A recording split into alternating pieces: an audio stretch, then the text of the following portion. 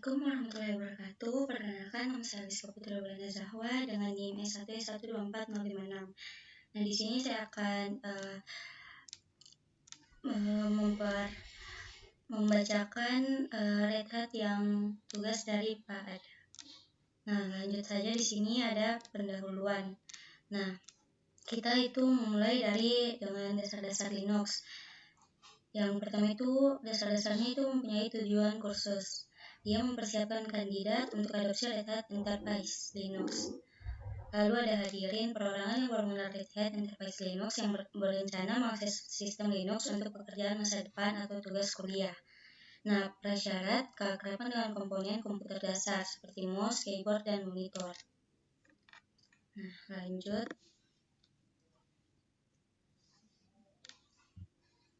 Nah, di sini ada orientasi lingkungan kelas. Yang pertama itu Internet dan Facility Network, lalu ke Classroom Content Materials, lalu kita ke Classroom Network, Bastion, lalu ke Study Network. Nah, di sini juga terbagi menjadi dua, Workstation dengan Servera.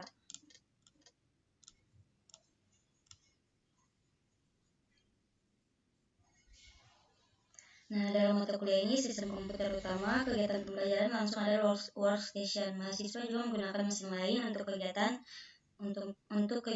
Nah, kalau Servera, kedua sistem tersebut dia berada dalam lab example. Nah, semua sistem komputer siswa memiliki akun pengguna. Di sini ada tabel mesin kelasnya. Nah, fungsi utama mesin ini adalah sebagai router antara jaringan yang menghubungkan mesin-mesin siswa dan jaringan kelas. Beberapa sistem di ruangan menyediakan layanan pendukung dua server. Nah, ada konten example dan materials example.com merupakan sumber perangkat lunak dan materi laboratorium dalam kegiatan praktikum. Informasi tentang cara menggunakan server ini tersedia dalam instruksi untuk kegiatan tersebut. Nah, workstation, mesin virtual menyediakan kegiatan ini. Baik mesin classroom dan Bastion harus selalu berjalan agar lingkungan lab dapat digunakan dengan baik.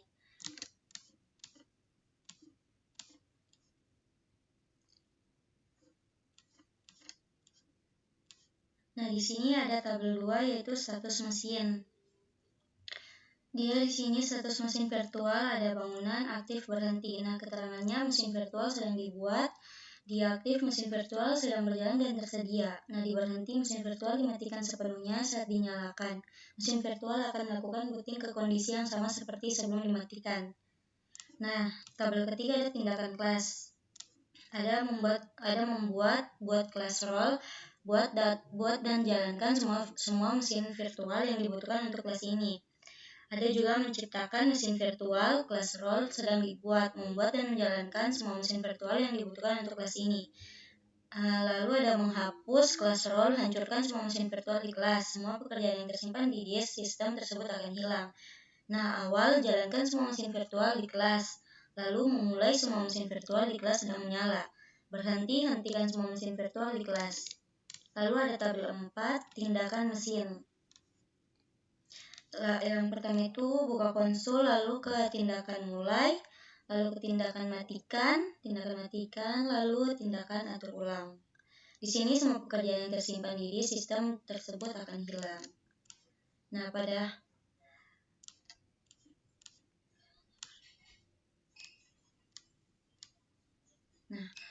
awal latihan, jika diinstruksikan untuk menyetel ulang satu simpul mesin virtual, maka klik tindakan atau setel ulang hanya untuk mesin virtual yang spesifik. Lanjut.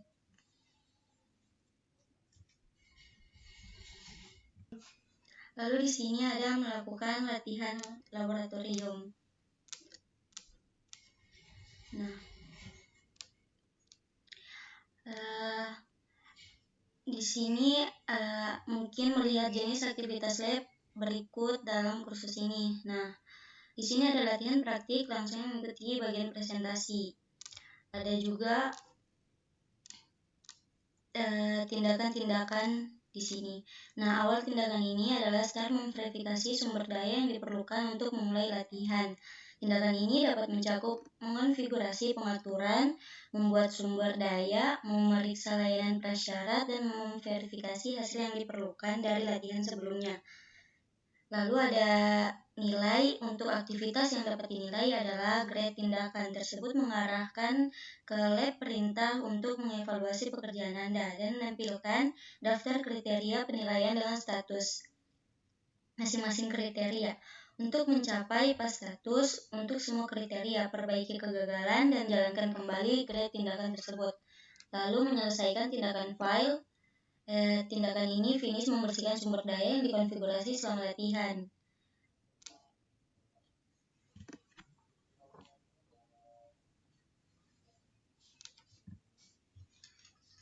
Nah, di sini kita lanjut ke pengantar Linux. Ada sasaran dengan bagian di sini. Nah, tujuan Linux mendefinisikan Linux sebagai kernel dan sistem operasi. Karena Linux, meskipun orang sering menyebut Linux sebagai sistem operasi, sebenarnya ia adalah kernel dalam ilmu komputer. Kernel adalah perangkat lunak yang bertanggung jawab untuk membuat sistem kernel, membuat driver untuk mengenali perangkat yang terpasang seperti keyboard, mouse, layar, dan sebagainya, dan mengelola proses perangkat lunak. Linux awalnya didirikan oleh Linus Torvalds pada tahun 1991. Saat itu ia adalah seorang mahasiswa ilmu komputer di Finlandia.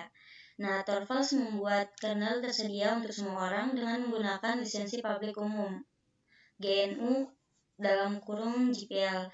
Nah, untuk melisensikan kode, model lisensi ini memastikan bahwa kode berlisensi dapat digunakan untuk tujuan apapun selama perubahan publik dikontribusikan kembali ke proyek. Setelah Torvalds mengumumkan proyek tersebut kepada pengembang lain di internet, para programmer dari seluruh dunia menyumbangkan kode ke kernel Linux. Di antara kontributor awal tersebut adalah Red Hat, yang telah berkontribusi pada pengembangan sistem operasi Linux sejak tahun 1993. Nah, pada tahun 1998, Christian Peterson menciptakan istilah sumber terbuka untuk mendeskripsikan kode yang dibuat secara kolaboratif dan dibagikan secara bebas. Nah, Linux mendapatkan popularitas di kalangan pengembang karena semua kodenya itu tersedia untuk dipelajari, dimodifikasi, dan dibagikan. Linux juga diadopsi oleh administrator sistem di seluruh dunia.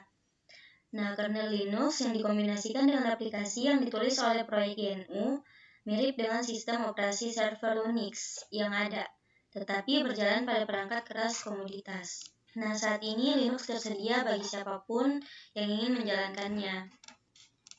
Linux umum digunakan di server, cloud, desktop, dan laptop, serta perangkat konsumen seperti Android, Chromebook, dan Steam Deck. Nah, tujuannya ketika Anda menjalankan komputer, sebuah chip pada motherboard yang dimuat dengan firmware mencari hard drive yang berisi aplikasi disebut pemuat boot. Nah, bootloader adalah perangkat lunak yang memuat kode sistem operasi ke dalam memori untuk dieksekusi. Setelah komputer menemukan bootloader mengambil alih proses boot dan menemukan kernel. Kernel dimuat ke dalam memori, memeriksa perangkat keras, dan membuat driver yang sesuai untuk perangkat keras komputer yang terdeteksi. Nah, Service Manager diluncurkan dan menyediakan jaringan grafik, suara, layar login, dan sebagainya. Setelah proses selesai, kernel akan tetap berjalan di latar belakang, tetapi akan diminta masuk agar dapat membuka antarmuka ke aplikasi di komputer. Nah, di Linux, Anda memiliki akses kedua antarmuka. Antarmuka pengguna grafis GUI adalah antarmuka, tunjuk, dan klik di mana data direpresentasikan oleh icon dan tampilan visual. Nah, banyak pengguna Linux sering menggunakan kedua antarmuka tersebut. GUI menyediakan konvensi umum desktop seperti icon untuk berkas dan folder, menu, dan sebagainya. Sel efisien dapat diprogram dan lebih cepat daripada menggunakan GUI melalui jaringan. Nah, tujuan umumnya individu dan perusahaan membangun Linux dan komponen-komponennya, dan kemudian mendistribusikannya secara daring agar dapat digunakan oleh orang lain. Sebagai besar, distribusi dirancang untuk tujuan tertentu, misalnya Raspberry Pi adalah sistem tertanam berdaya rendah seukuran kartu kredit, sehingga menjalankan distribusi Linux yang hanya menyediakan driver dan layanan khusus yang dibutuhkan oleh perangkat keras. Nah, di sini distribusi Linux yang menonjol cenderung diproduksi secara konsisten dan andal. Beberapa distribusi didukung oleh perusahaan seperti Red Hat, sementara yang lain merupakan upaya sukarela. Distribusi Linux yang populer mencakup proyek-proyek tertentu, yaitu ada Red Hat Enterprise Linux adalah distribusi populer di server dan cloud. Nah, Red Hat Enterprise Linux ini berfokus pada stabilitas dan dukungan jangka panjang dan dikembangkan oleh Red Hat. Nah, ada juga CentOS adalah platform pengembang untuk Red Hat Enterprise Linux, dikembangkan oleh Red Hat dan para sukarelawan. Lalu ada Fedora, berfokus pada jadwal rilis yang cepat agar dapat menyediakan fitur-fitur terbaru. Nah, Fedora ini digunakan sebagai fondasi untuk CentOS dan Red Hat Enterprise Linux. Fedora dikembangkan oleh para sukarelawan yang didukung oleh Red Hat. Lalu ada Debian, adalah proyek sukarela yang berfokus pada stabilitas dan dukungan jangka panjang. Lalu di sini ada mengidentifikasi distribusi Linux. Kursus ini berbasis sistem Red Hat Enterprise Linux seperti banyak distribusi lainnya. Red Hat Enterprise Linux menggunakan desktop GNOME atau sebagai GUI-nya karena distribusi menggunakan begitu banyak komponen umum. Nah, di sini juga dapat mengidentifikasi distribusi sistem Linux dengan berbagai cara. Misalnya, Anda dapat melihat informasi sistem dari aplikasi pengaturan di GUI. Nah, untuk mengakses informasi sistem, setelah Anda masuk ke sistem, klik aktivitas di pojok kiri atas desktop. Kemudian, ketik di kolom pencarian, lalu ketik hasilnya atau tekan enter pada papan diketik di dekat pengaturan.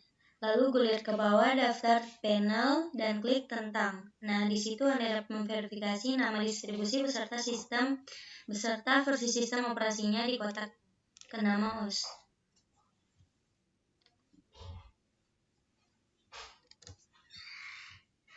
Oke, lanjut di sini latihan terpandu distribusi Linux. Di sini hasilnya dia luncurkan panel kontrol pengaturan sistem untuk desktop GNOME dan juga ada identifikasi distribusi Linux yang berjalan pada sistem. Nah, di sini ada kalian klik aktivitas, lalu di sini ada kolom pencarian, di situ tempatnya kalian mencari. Di jendela pengaturan, gulir ke akhir, daftar di panel. Nah, pada panel tentang yang muncul di sebelah kanan tujuan nama dan pastikan kolom tersebut mencantumkan Red Hat Enterprise Linux. Pada panel tentang juga menampilkan versi desktop GNOME yang Anda gunakan, versi kernel Linux menyimpan dan RAM yang tersedia di komputer Anda. Nah, lanjut.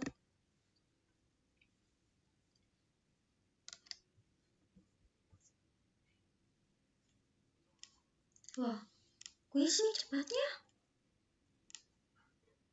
Di sini ada kuis pengantar Linux. Nah,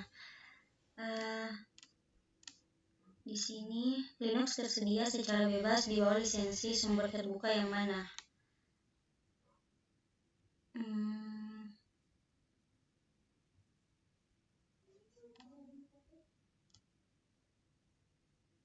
Ini. Lalu di sini komponen aplikasi awal untuk Linux disediakan oleh proyek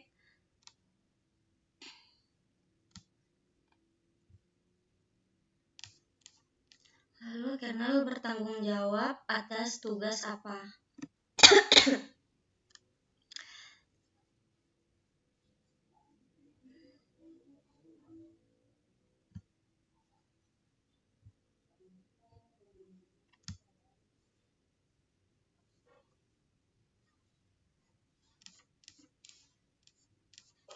Lalu di sini kuisnya apa itu terminal.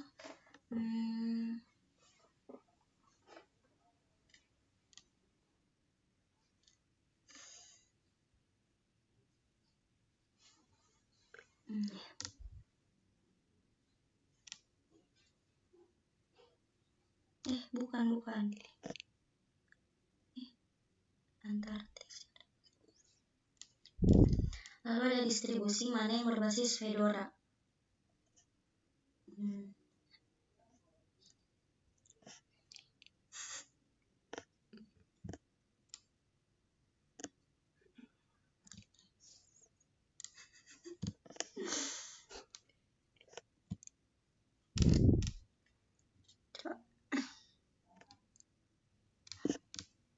Lalu ini.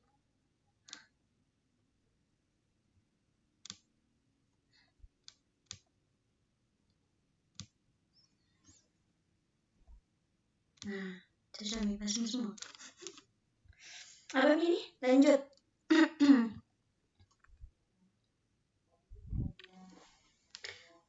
Nah, ringkasan Linux adalah proyek sumber terbuka yang berarti kodenya tersedia untuk dipelajari, dimodifikasi, dan dibagikan. Linux banyak digunakan dalam infrastruktur cloud, desktop, dan laptop, serta perangkat konsumen. Anda dapat berinteraksi dengan sistem Linux dengan menggunakan terminal baris, perintah, atau antarmuka pengguna grafis.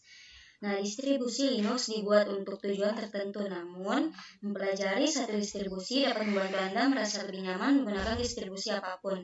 Nah, Red Hat Enterprise Linux adalah sistem operasi yang stabil dan memiliki dukungan jangka panjang yang dikembangkan oleh Red Hat. Nah, lanjut. Di sini mengakses sistem Linux.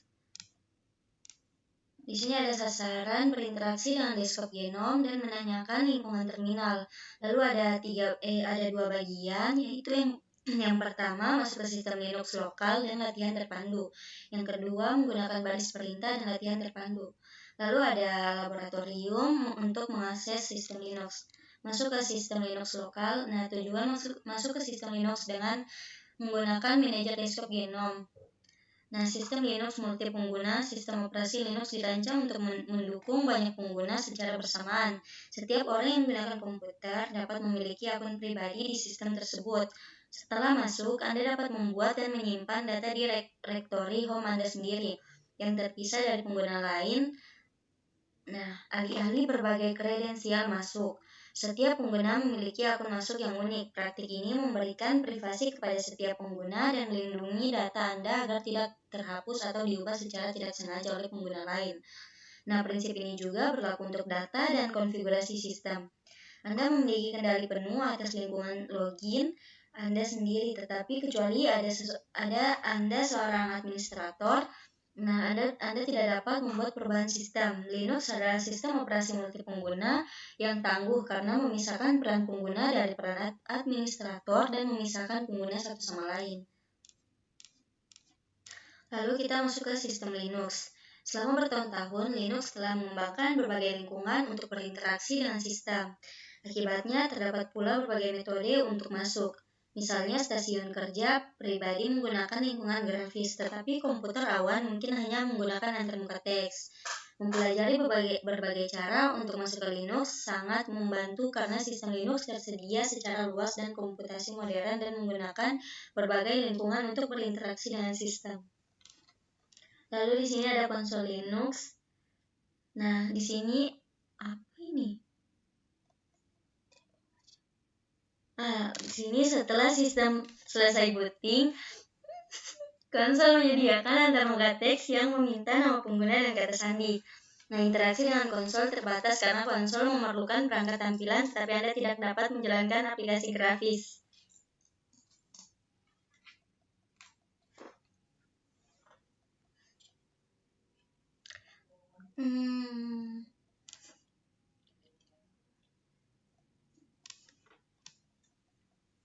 Nah, di sini menggunakan konsol mungkin juga memerlukan perangkat lunak dan konfigurasi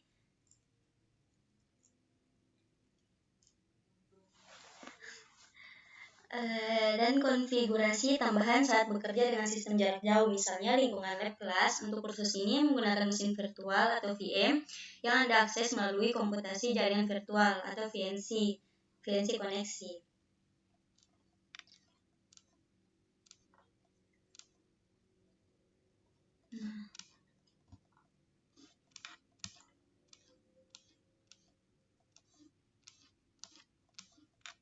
Oke, lanjut aja deh.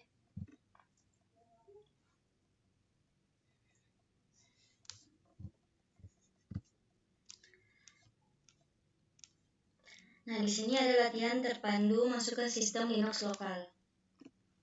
Yang pertama itu ada instruksi. Nah, masuk sebagai operator pengguna dengan menggunakan Genome Desktop Manager.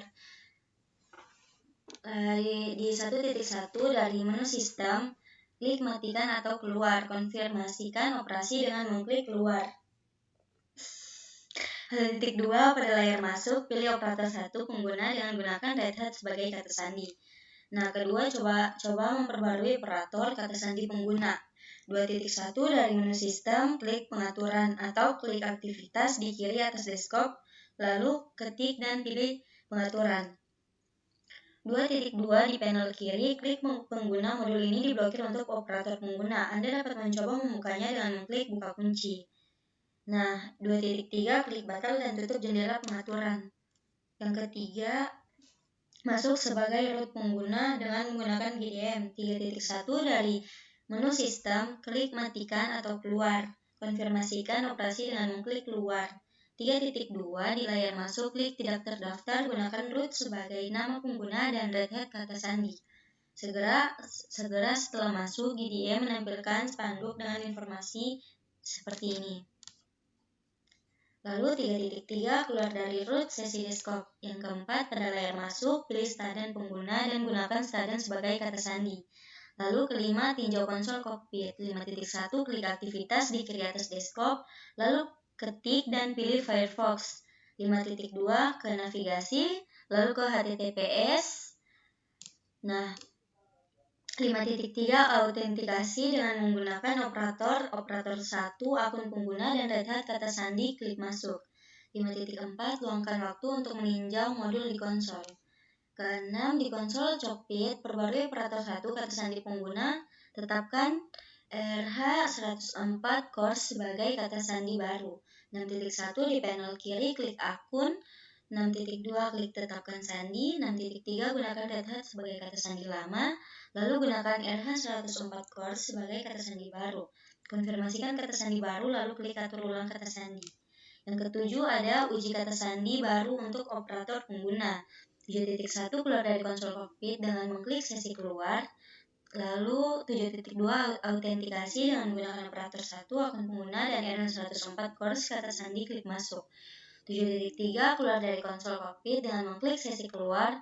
Lalu 7.4 tutup jendela Firefox. Nah, di sini menyelesaikan pada workstation mesin digunakan lab perintah untuk menyelesaikan latihan ini. Langkah ini penting untuk memastikan bahwa sumber daya dari latihan sebelumnya tidak memengaruhi latihan selanjutnya lagi.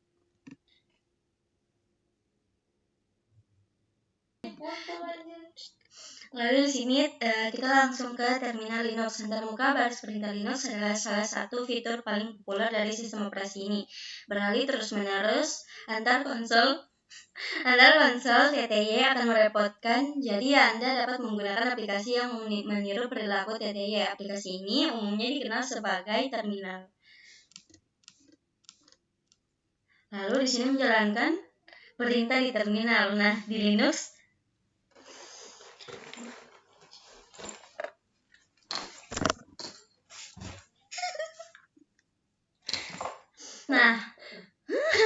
di Linux Anda biasanya menjalankan perintah untuk berinteraksi dengan komputer. Dengan menjalankan perintah, Anda dapat menghindari navigasi melalui berbagai alat untuk mendapatkan informasi sistem atau melakukan tugas sederhana. Misalnya untuk melihat nama komputer, Anda dapat membuka aplikasi pengaturan, menavigasi ke bagian tentang, dan meninjau label nama perangkat. Sebagai alternatif, di terminal Anda hanya menggunakan hostname perintah tersebut.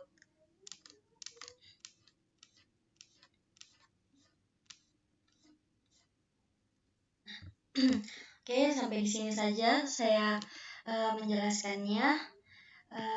Lebih dan kurangnya mohon dimaafkan. Wassalamualaikum warahmatullahi wabarakatuh.